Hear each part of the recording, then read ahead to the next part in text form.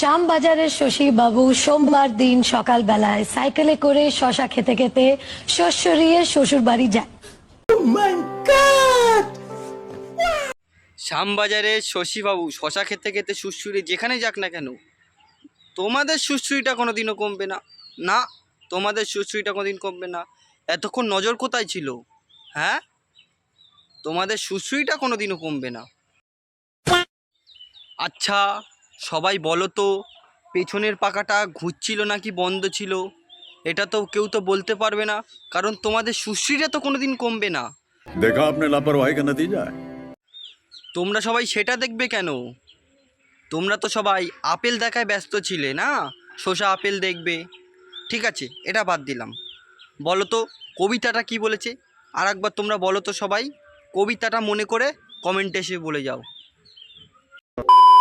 একটু ধনিয়া পাতা দিলে ভালো হয়, ঘ্রাণ আসবে।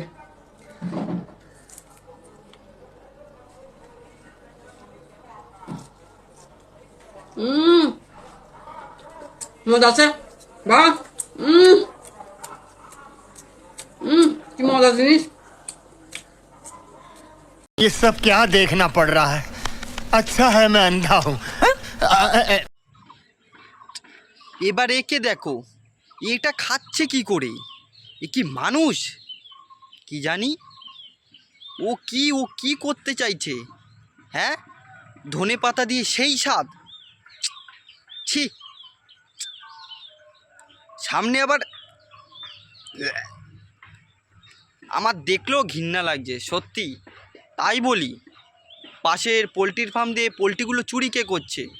এইবার বুঝলাম, সব চুরি হয়ে বাংলাদেশে যাচ্ছে সেই স্বাদ। আর যারা যারা তোমরা স্বাদ পেতে চাও তারাও খাও, ধনে পাতা দিয়ে গন্ধ গন্ধ বেরোবে, ঘ্যান। ছি, আমার দেখার পর আর কিছু বলার নেই।